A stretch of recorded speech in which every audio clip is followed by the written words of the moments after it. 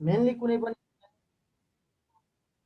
पनि म्यानुफ्याक्चरिङ कन्सर्नहरू चाहिँ हाम्रो कुनै पनि म्यानुफ्याक्चरिङ कन्सर्नहरू जति पनि हामीले चाहिँ गुड्स एन्ड सर्भिसहरू प्रड्युस गर्नको लागि जति पनि बजारमा रहेका म्यानुफ्याक्चरिङ कन्सर्नहरू छ त्यो म्यानुफ्याक्चरिङ कन्सर्नहरू चाहिँ डाइरेक्ट सबै गुड्स एन्ड सर्भिसहरू अटोमेटिकली आफै प्रड्युस हुने होइन, त्यसलाई केही एउटा सर्टेन प्रोसिडियर्सहरू फुलफिल गर्नुपर्छ। त्यो सर्टेन प्रोसिडियर फुलफिल गर्नको लागि हामीले केही प्रक्रियाहरू स्टेप वाइज कस्टहरूलाई हामीले क्यालकुलेट गर्दै जानुपर्छ। यदि त्यो स्टेप वाइज कस्टहरू हामीले क्यालकुलेट गर्न सकेनौँ भने कुनै पनि फिनिस प्रोडक्टको हामीले एक्चुअल प्राइस डिटरमाइन गर्न सक्दैनौँ। त्यो भएकोले हामीले मेनली यसमा कुनै पनि म्यानुफ्याक्चरिङ प्रोसेसमा र मेटेरियल्स टु फिनिस प्रोडक्ट हुन्जेलसम्म अथवा एउटा कच्चा पदार्थबाट फिनिस गुड्स बनाउन्जेलसम्मको लागि हामीले डिफ्रेन्ट स्टेप कस्टहरू बियर गर्दै गर्दै गर्दै गर्दै जान्छौँ। भनेको हुनसक्छ म त्यही कस्ट सिटको बारेमा अहिले म भन्दैछु। त्यो कस्टहरू चाहिँ मेन अब्जेक्टिभ्स किन यो काम गरिन्छ त भन्दा हामीले कुनै पनि प्रोडक्टको यदि स्टेप कस्टहरू फाइन्ड आउट गरेनौ भने त अनि तिमीले सेल्स भ्यालु कसरी क्यालकुलेट गर्छौ त, अथवा तिम्रो डिफ्रेन्ट स्टेपहरूमा कसरी कस्ट कन्ट्रोल गर्छौ त। Main objectives of preparation this cost sheet is how to control the overall cost.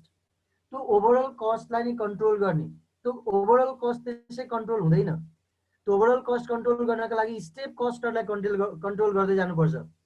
Like हामीले मेटेरियल ल्याउँदै गर्दा लागेका खर्चहरूलाई हामीले त्यही कन्ट्रोल गरिहाल्यौँ भने मेटेरियल कन्ज्युम कस्ट चाहिँ के हुनसक्छ त, कम हुनसक्छ। त्यस्तै गरेर हामीले अदर डाइरेक्ट एक्सपेन्सेसहरूलाई कन्ट्रोल गर्न सक्यौँ भने हामीले त्यहाँबाट स्टेप कस्टलाई कन्ट्रोल गर्यौँ। अनि यसरी डिफ्रेन्ट स्टेपका कस्टहरू factory overhead, office and administrative, selling and distribution, यो डिफ्रेन्ट कस्टहरूलाई हामीले कन्ट्रोल गऱ्यौँ भने अल्टिमेटली हामीले के गर्न सक्छौँ त, टोटल प्रोडक्टको टोटल फिनिस प्रोडक्टको कस्टलाई डाउन गर्न सक्छौँ अथवा लो प्राइसमा हामीले गुड्स प्रड्युस गर्न सक्छौँ भन्ने एजम्सन हो। त्यो मात्रै होइन, हामीले कुनै गुड्स प्रड्युस गर्नु मात्रै ठुलो कुरो होइन, बजारमा हामीले सेल्स गर्नुपर्छ। अनि बजार यति अनहेल्दी छ, यति कम्पिटेटिभ मार्केट छ। यो कम्पिटेटिभ मार्केटमा, अनहेल्दी मार्केटमा यदि कुनै प्रोडक्टको प्राइसमा अलिकति इरेसनल डिसिजन गर्ने बित्तिकै हाम्रो प्रोडक्ट कसैले पनि युज गर्नेवाला छैन साथी हो।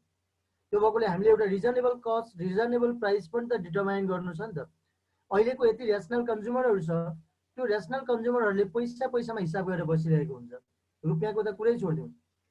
त्यो भएकोले हामीले हरेक सानो अमाउन्टमा मात्रै डेभिएसन आउने बित्तिकै, कम्पिटेटिभ प्रोडक्ट भन्दा हाम्रो प्रोडक्टको अमाउन्टमा सानो चेन्ज आउने बित्तिकै पक्कै पनि हाम्रो गुड्स एन्ड सर्भिसहरू बायरहरूले अथवा हाम्रो कस्टमरहरूले चाहिँ हामीबाट किन्ने छैन, अर्को कम्पिटेटिभ मार्केटबाट लिन थालिहाल्छन्।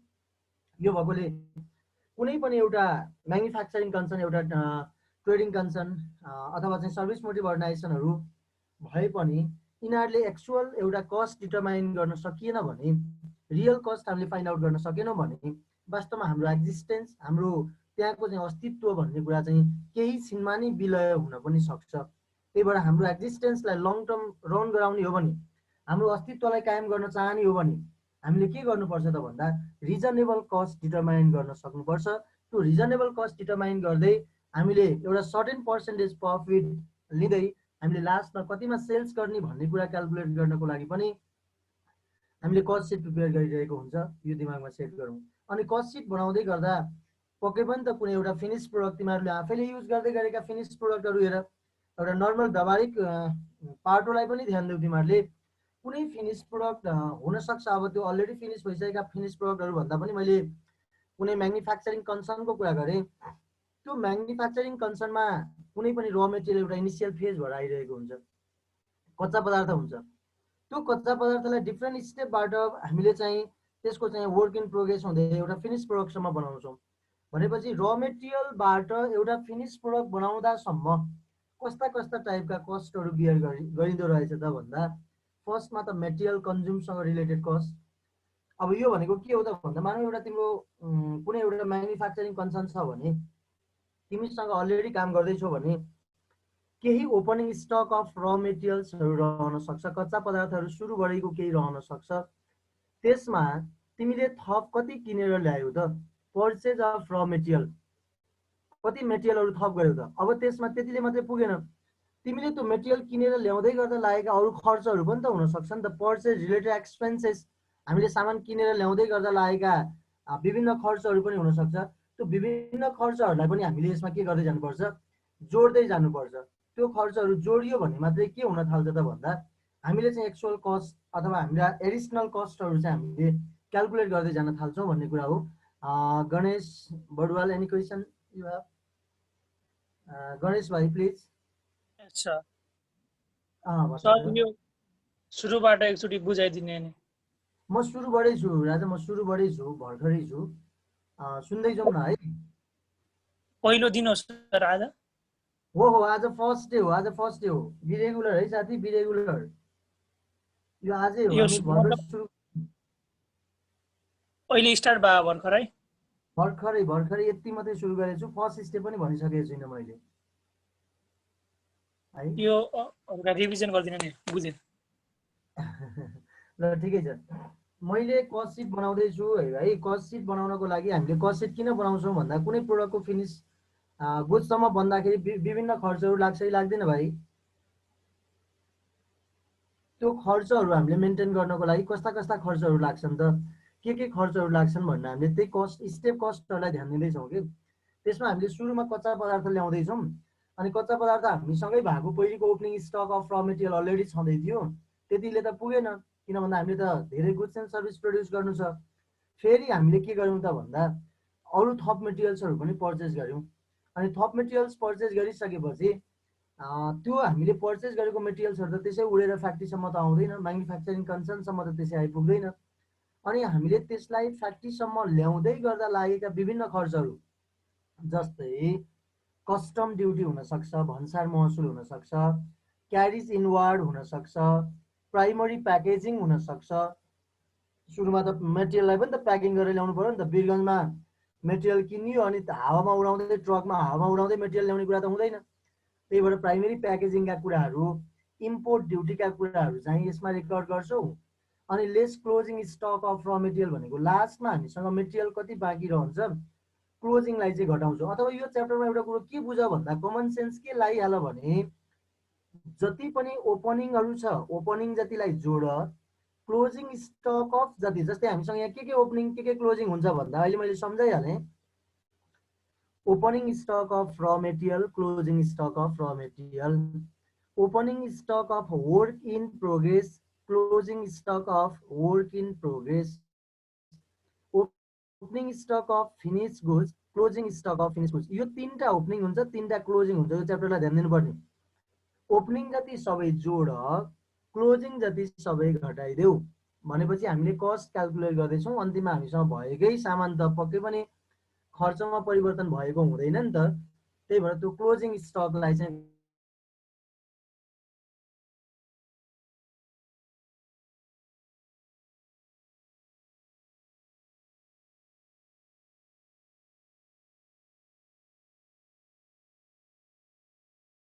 अहिले तिमीहरूले बुझ्नुपर्छ। अहिले म फेरि यसमा केही कुराहरू फरक म यसमा झुकिने कुराहरू फेरि अहिले म कम्पेरिजन गरौँला एकछिनपछि। पहिले म स्टेपमै गएँ। इम्पोर्ट भनेको सामान ल्याउँदै गर्दाको कर भयो, त्यो चाहिँ मेटेरियल ल्याउँदै गर्दाको कर भन्ने बुझ। एक्सपोर्ट ड्युटी भन्यो भने चाहिँ त्यहाँ मैले यता भने सँगसँगै हात पनि चलोस् है घरिघरि। इम्पोर्ट ड्युटी भन्दा चाहिँ सामान ल्याउँदै गर्दाको कर भयो, हामीले चाहिँ फ्याक्ट्रीसम्म सामान ल्याउँदाखेरिको कर भयो।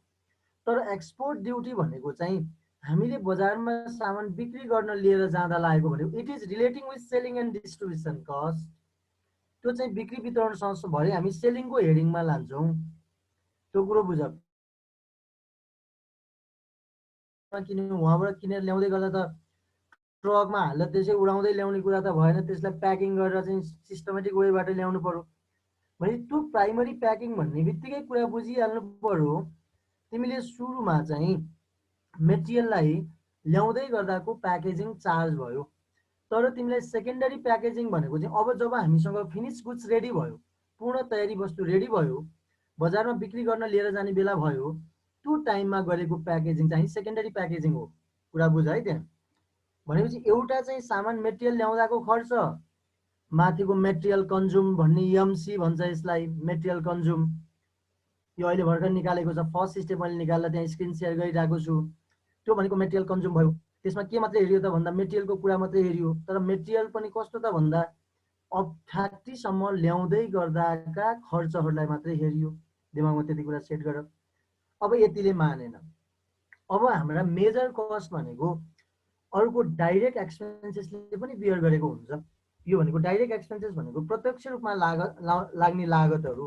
जस्तै के हुनसक्छ त भन्दा like direct material, D material मात्रै लेख्थेँ मैले, डी मेटेरियल्स, अथवा यसैमा के भन्न सक्छ त भन्दा डी लेबर पनि हुन सक्छ। डाइरेक्ट लेबर भनेको यो डाइरेक्ट लेबरलाई कहिलेकाहीँ डाइरेक्ट वेजेस पनि भन्छ। यहाँ फेरि नझुकिने, यसलाई के पनि भन्छ त, लेबरलाई नि वेजेस दिने हो नि त। त्यही भएकोले डी वेजेस पनि भन्न सक्छ। नझुकिएस कुरो उही नै हो, डाइरेक्ट वेजेस भन्यो भने पनि। अनि कहिलेकाहीँ अदर डाइरेक्ट एक्सपेन्सेस पनि भन्न सक्छ।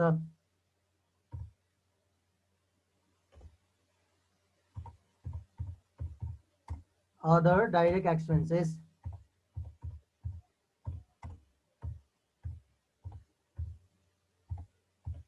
अदर डाइरेक्ट एक्सपेन्सेस भन्यो भने पनि डाइरेक्ट एक्सपेन्सेस हो। ठिक छ, डाइरेक्ट एक्सपेन्सेस त हेडिङमै डाइरेक्ट भन्दो रहेछ नि त। यसमा त खासै टाउको दुखाइ नै रहेनछ नि त। डाइरेक्ट भन्ने हेडिङ सम्झे त पुगिहाल्दो रहेछ। त्यसो भने यसमा कहिलेकाहीँ यो डाइरेक्ट भन्ने वर्ड नदिएर तिमीहरूलाई के पनि दिन सक्छ भन्दा productive wages and chargeable expenses पनि भन्न सक्छ। ल,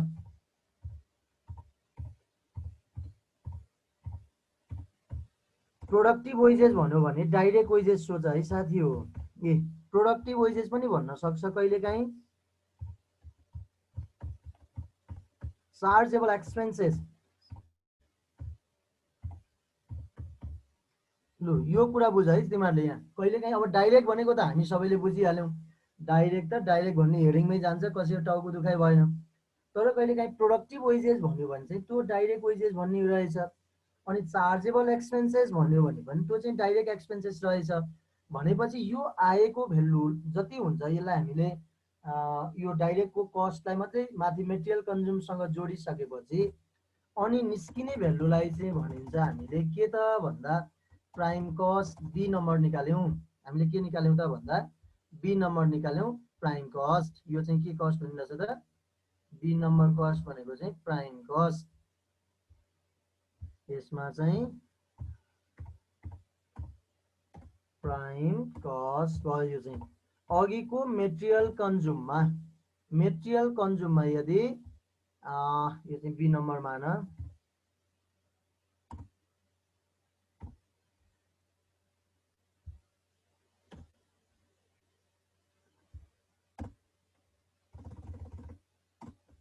यो बी नम्बरको चाहिँ प्राइम कस्ट निस्क्यो। प्राइम कस्ट केबाट निस्क्यो त भन्दा अघिको मेटेरियल कन्ज्युमबाट डाइरेक्ट एक्सपेन्सेसहरूलाई जोडिसकेपछि आएको भेल्यु चाहिँ के हुँदो रहेछ त भन्दा प्राइम कस्ट हुँदो रहेछ। अब प्राइम कस्टमा अब मेनली 3वटा स्टेप सोचे हुन्छ साथी हो।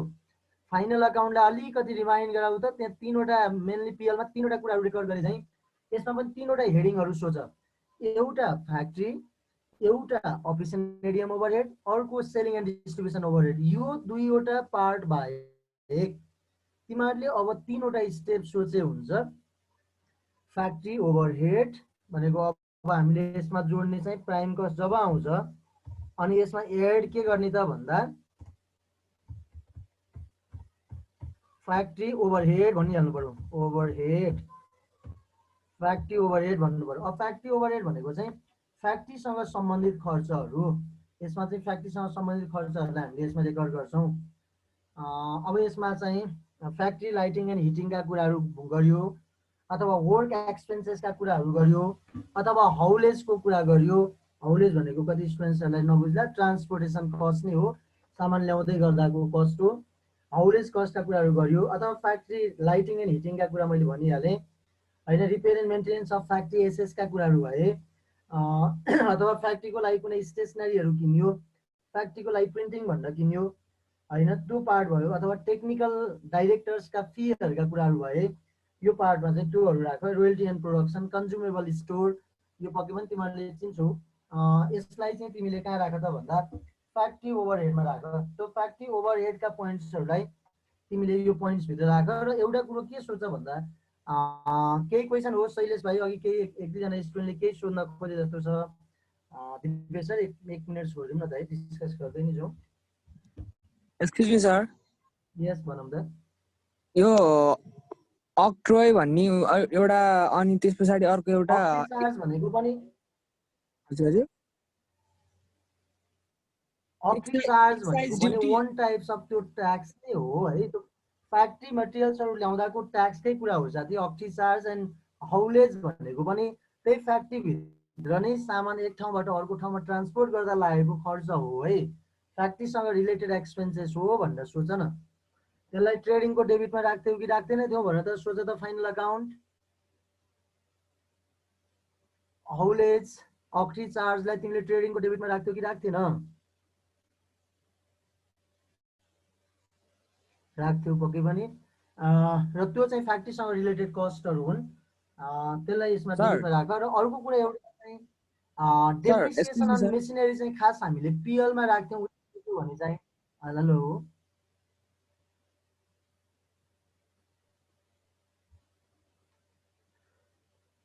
भनौँ त। अनि एक्साइज ड्युटी भनेको के हो सर? कस्तो कस्तो कस्तो भन्यो? एक्साइज ड्युटी भनेको नि त्यो वान टाइप्स अफ ट्याक्स नै हो क्या। जस्तै तिम्रो त्यहाँ ठाउँ ठाउँमा करहरू उठाउँछन् नि सामान ल्याउँदै गर्दाखेरि। हो वान टाइप्स अफ ट्याक्स नै भयो, सामान ल्याउँदै गर्दाखेरि ट्याक्सहरू भयो। तर त्यो फ्याक्ट्री रिलेटेड एक्सपेन्सेसमा भएको खर्च मान्छौँ यसलाई चाहिँ दुवैलाई फ्याक्ट्री ओभरहेड नै राख्नु भयो के त्यो। हो ओके सर। अक्ट्री चार्जलाई फ्याक्ट्रीमा राख, हाउलेजलाई पनि फ्याक्ट्रीमै राख ल।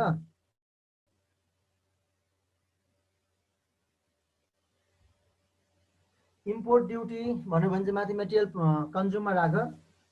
पर्चेज रिलेटेड एक्सपेन्सेस भयो त्यो पार्टलाई चाहिँ तिमीले त्यहाँ राख।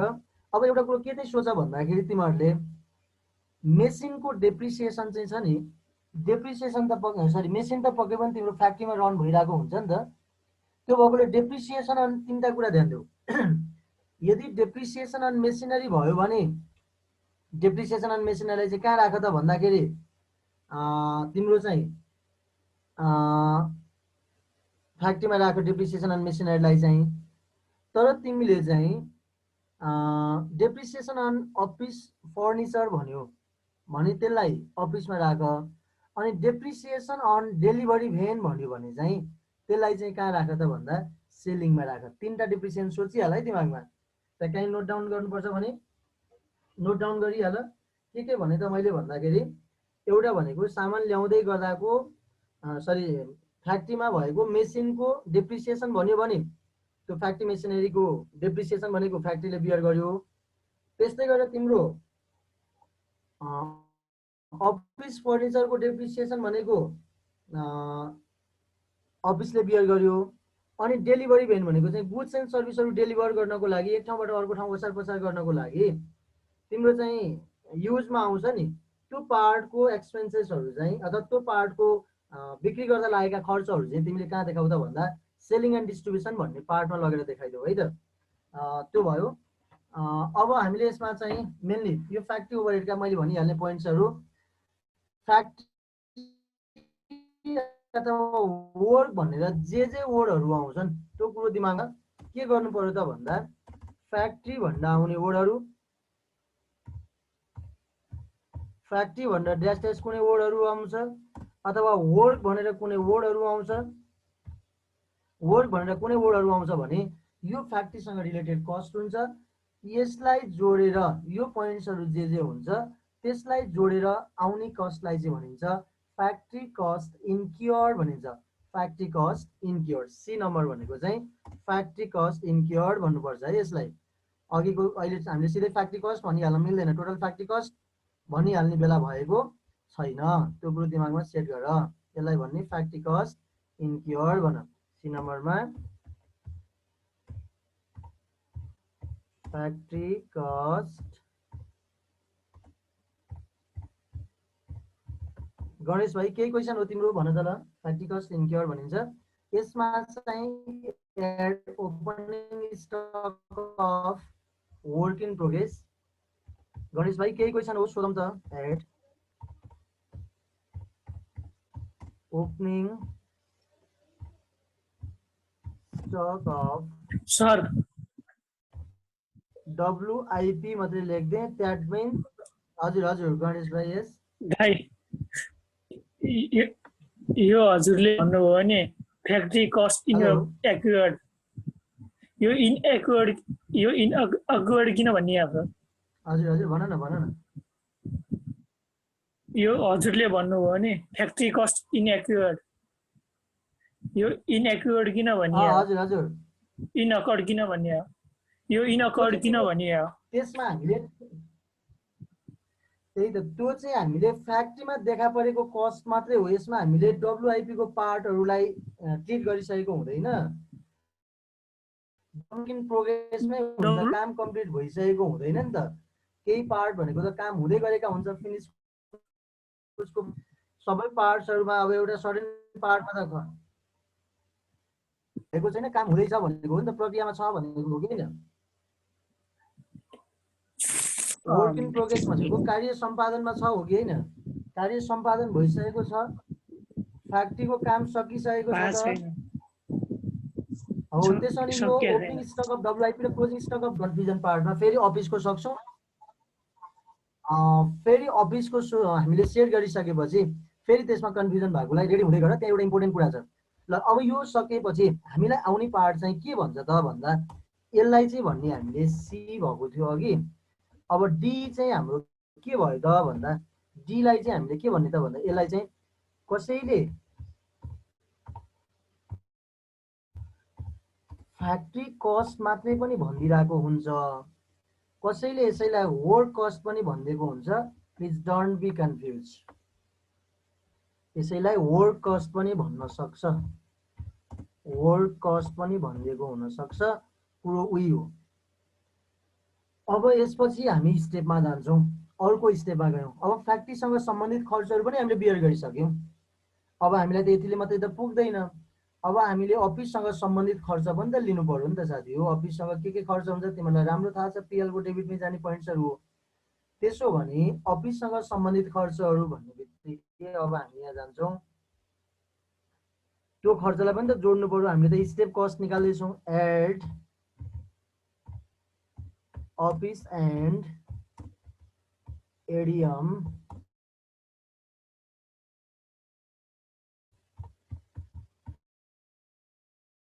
ओभरहेड। हामीले ओभरहेड भन्न यहाँ भनेका छौँ। यो भित्र चाहिँ त्यो भित्रका डिफ्रेन्ट टपिक्सहरू पढ्न आउँछन्। यो चाहिँ मेन हेडिङ भयो, अफिस एन्ड एडमिनिस्ट्रेटिभ ओभरहेड। प्रशासनिक खर्च र अफिससँग सम्बन्धित खर्चहरूलाई हामीले यसमा राख्छौँ। अब नर्मली हामीलाई थाहा छ अफिससँग लाग्ने खर्चहरू भनेको के होला त भन्दा, प्रिन्टिङ एन्ड स्टेसनरीका कुराहरू होलान् हैन, अथवा लिगल चार्जका कुराहरू होलान्। हामीले कानुनी खर्चहरू बियर गरिरहेका हुन्छौँ। स्यालेरिजका कुराहरू होलान् हैन, चिठी पत्रहरू हामीले पठाउनु पर्छ कसैलाई, त्यसमा पनि केही खर्च लाग्ला। ब्याङ्क चार्जका कुराहरू होलान् हैन, हामीले ब्याङ्कमा चाहिँ एउटा काम गरिरहेको हुन सक्छौँ, त्यो अफिसले बियर गर्ने कुराहरू भयो। त्यस्तै गरेर त्यसमा अब एउटा कुरो चाहिँ इस्टाब्लिसमेन्ट, त्यहाँ तिमीहरू झुकिन्छौ काहीँ नोट डाउन गरिराख। इस्टाब्लिसमेन्ट र इस्टिमेटिङ दुईवटा खर्चहरू छन् है। इस्टिमेटिङ एक्सपेन्सेस भन्यो भने चाहिँ फ्याक्ट्रीले बियर गर्छ, काहीँ लेखिहाल। इस्टिमेटिङ एक्सपेन्सेस भन्यो भने फ्याक्ट्रीले बियर गर्छ, बट इस्टाब्लिसमेन्ट एक्सपेन्सेस भनेको छ भने चाहिँ अफिसले बियर गर्छ। प्लिज तिम्रो काहीँ लेखिहाल। इस्टिमेटिङ एक्सपेन्सेस, इस्टिमेट गरेको कस्ट भनेको किन इस्टिमेट गर्छौँ? ओहो हामीले फ्याक्ट्रीमा कति सामान उत्पादन गर्ने होला भन्ने त्यो इस्टिमेट कस्ट भयो। इस्टिमेटिङ कस्ट चाहिँ फ्याक्ट्रीले बियर गर्छ, तर इस्टाब्लिसमेन्ट कस्ट चाहिँ इस्टाब्लिस गर्दाखेरि लाग्ने खर्च चाहिँ तिम्रो अफिसले बियर गर्छ। त्यो कुरो दिमागमा सेट गर। सरी, त्यो खालका खर्चहरू भए। अनि अघि मैले भनिहालेँ डेप्रिसिएसन अन अफिस बिल्डिङ अथवा डेप्रिसिएसन अन फर्निचर भन्यो भने चाहिँ तिमीले यो अफिसमा रेकर्ड गर। अफिससँग सम्बन्धित खर्चहरू नर्मल्ली यस्तै यस्तै हुन्, तिमीहरूले आइडेन्टिफाई गर्छौ सायद, र कुनै पोइन्टहरूमा केही प्रब्लम छ भने सोध। र यहाँ केही कुरा सोध्न खोजिँदैछ होला। सर रिपिट प्लिज भन्ने कुरा आयो। यसमा मैले इस्टिमेटिङ एक्सपेन्सेसको कुरा गरेँ। इस्टिमेट भनेको चाहिँ फ्याक्ट्रीले इस्टिमेसन कस्ट भनेको कति उत्पादन गर्ने होला, कति बजारको डिमान्ड होला, के छ होला भनेर इस्टिमेट गर्ने कस्टहरूलाई चाहिँ फ्याक्ट्रीले बियर गर्छ। र इस्टिमेटिङ एक्सपेन्सेस भन्यो अथवा इस्टिमेटिङ कस्ट भन्यो भने फ्याक्ट्री भन्ने ओभरहेडमा लैजाऊ माथि।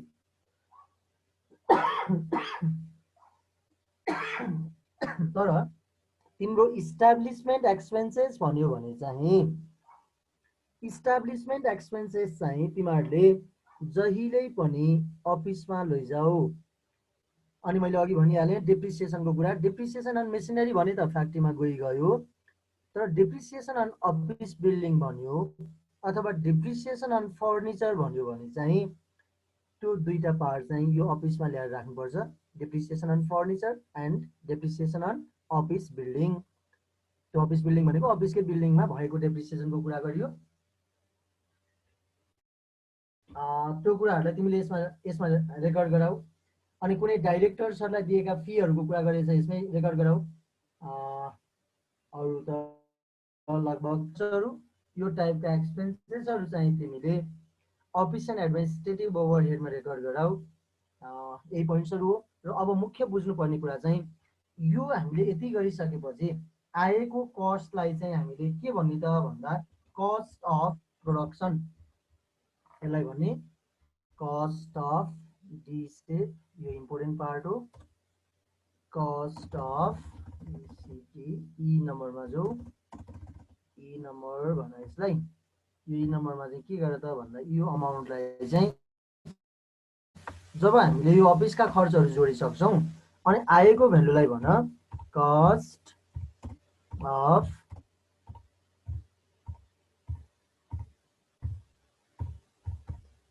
अफ प्रोडक्सन भन।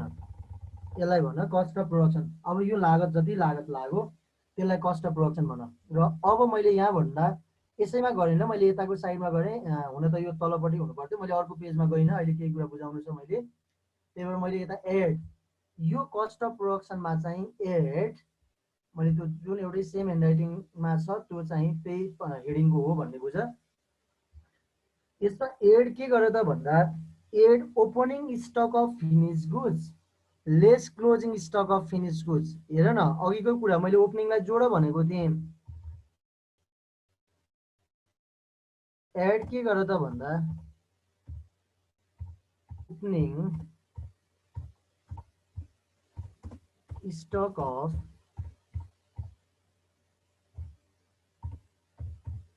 Finish goods.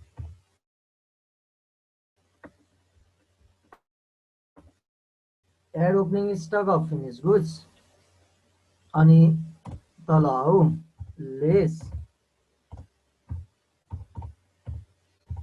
Closing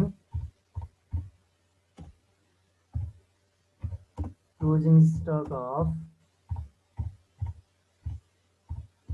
finish goods. ल ओपनिङ स्टक अफ फिनिश गुड्सलाई जोड्ने, क्लोजिङ स्टक अफ फिनिश गुड्सलाई घटाउने, अनि योबाट आएको भ्यालुलाई भन्छ cost of goods sold. Cost of sales भने पनि हुन्छ।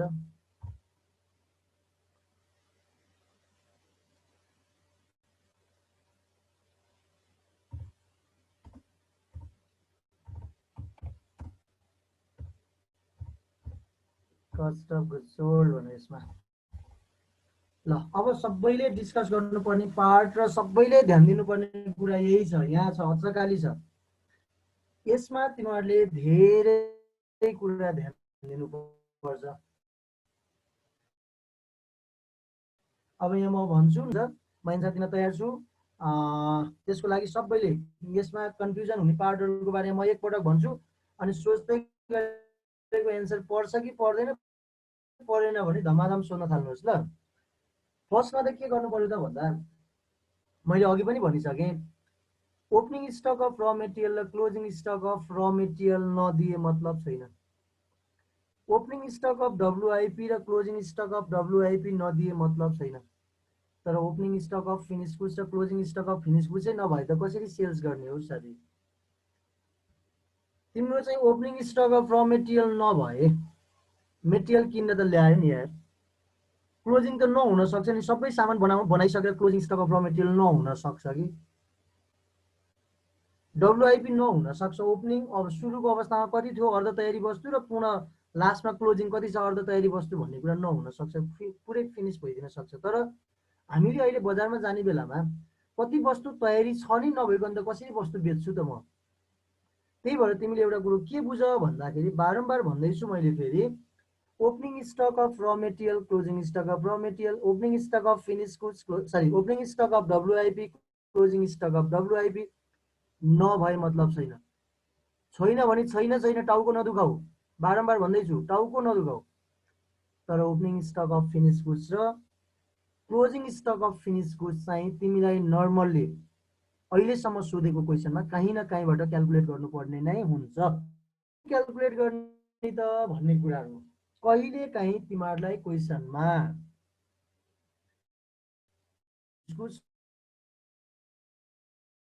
पनि दिएको हुन्छ, रुपिज पनि सँगै पो दिएको हुन्छ, कुरो बुझ है, युनिट्स पनि दिएको हुन्छ, रुपिज पनि दिएको हुन्छ। त्यसो भने यो टाइममा टाउकै नदुखाऊ कि हामी रुपिज कन्सिडर गर्छौँ, रुपिजलाई मात्रै लेख्ने, युनिट्सलाई छोडिदिने। त्यसो भने यो युनिट्स किन दियो त भन्ने कुरा चाहिँ मनमा राख, केही ढ्याङ्ग्रो चाहिँ ठोकिरहेको छ तिम्रो मनमा केही कुराको लागि, त्यो पक्कै युनिट्स दिएको कारण चाहिँ केही छ। अहिले के छ र त्यो इम्पोर्टेन्ट फर्मुला के हो म अहिले एक्सप्लेन गर्छु नै। तर तिमीलाई मैले के भने अहिलेको पार्टमा भन्दा, opening stock of finish goods र क्लोजिङ स्टक अफ फिनिस गुड्सको युनिट्स र रुपिज दिएको छ भने directly you should consider the value or rupees of opening stock of finished goods and closing stock of finished goods. सोध्न सक्छु यसमा गफ गरेरै जानु राम्रो हुन्छ। आऊ कसैलाई केही सोध्नु छ भने आऊ गफ गर्दै जाउँ, अरू पनि क्लियर हुन्छ। मैले डाइरेक्टली एउटा मेरो बुझाइ आऊ।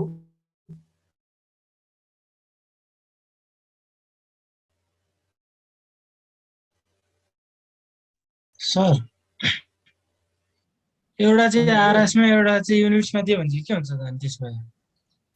गफ गर्दै जाउँ ल, मैले तिमीलाई पनि गफ गर्दै जाउँ एकछिन, अनि अरूले पनि सोध्न पाओस् न है। मैले अहिले के भने भन्दा, यदि युनिट्स र रुपिज दियो भने केलाई कन्सिडर गर्ने भन्ने सङ्गीत भाइ? रुपिजलाई कन्सिडर गर्ने, त्यसमा कुनै पनि टाउको दुखाइ छैन। तर एउटा चाहिँ युनिटमा दियो एउटा चाहिँ रुपिजमा दियो, तिम्रो क्वेसन है नि त? हजुर। अनि तिमीले मलाई 50,000 रुपियाँ पैसा दियो, अर्को रामबहादुर भन्नेले 50,000 दियो, अर्को श्यामबहादुरले 30,000 दियो, अनि अर्को बिर्खबहादुरले 20 युनिट दियो भन्नु के स्वायो त? त्यो 20 युनिट दियो भन्नु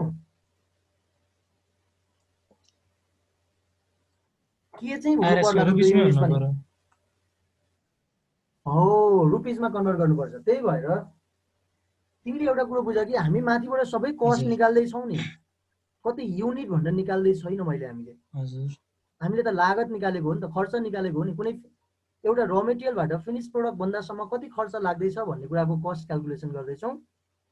त्यो भएर तिमीलाई दिएको एउटा ओपनिङ स्टकको चाहिँ रुपिज दियो, तर क्लोजिङ स्टकको चाहिँ युनिट्स दियो भने अभियसली हामीले युनिट्सलाई रुपिजमा लानुपर्छ। त्यो रुपिजमा लाने फर्मुला चाहिँ के हो भन्ने मैले यहाँ लेखिराखेँ अहिले। यो चाहिँ म्याक्सिमम टाइम हामीसँग आइरहन्छ, त्यही भएर धेरैका क्वेसन छ यहाँ, पक्कै पनि मलाई थाहा छ धेरै स्टुडेन्टले बिगार्ने स्टेप नै यही हो। मलाई जति सक्दो सोध, जति सक्दो यसबाट कन्फ्युजन क्लियर हो तिमीहरू। मैले एउटा दुईवटा फर्मुला चाहिँ तिमीहरूलाई यो बताउनु भन्दा अगाडि मैले लेखिराखेँ। यो इन युनिट्स हो, यो फर्मुला मैले पर्फेक्टली इन युनिट्स हो, अरूमा होइन, यो रुपिजमा होइन, यो युनिट्समा निकाल्ने फर्मुला हो। के हो त भन्दा, closing stock is equal to, closing stock in units हो है साथी, closing stock is equal to stock plus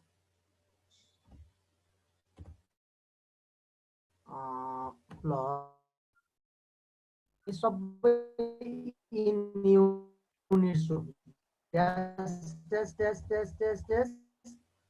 सबै यसमा राख्ने इन युनिट।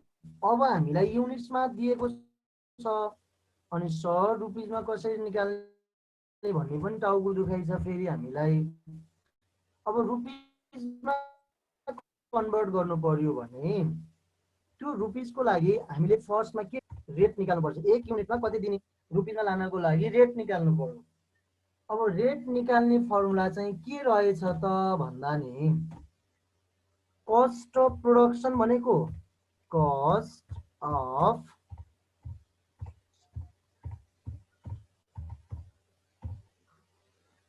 अफ प्रोडक्सन भनेको चाहिँ हामीले प्रोसेस गर्दै गर्दा आफै आउने कुरा हो। कस्ट अफ प्रोडक्सन चाहिँ हामीले काम गर्दै जाँदा आफै आउने कुरा हो। Cost of production divide by production unit चाहिन्छ बाई बनाउँदैछु। Cost of production divide by production unit चाहियो हामीलाई। यहाँ रह्यो cost of production divide by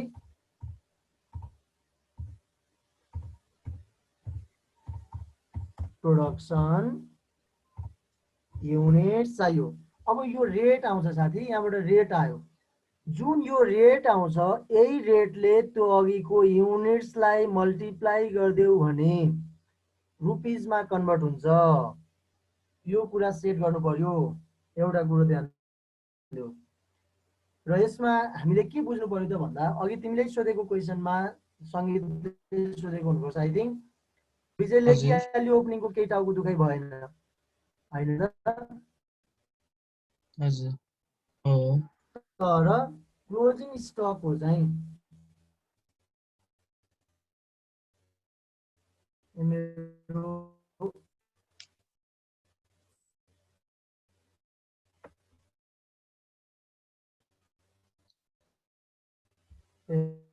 यहाँ लुकेर चाहिँ जादियो। यार opening stock of finish goods less closing stock of finish goods. अब यसमा चाहिँ ओपनिङ स्टकको त पोजिसनमा क्लोजिङ स्टकको चाहिँ छैन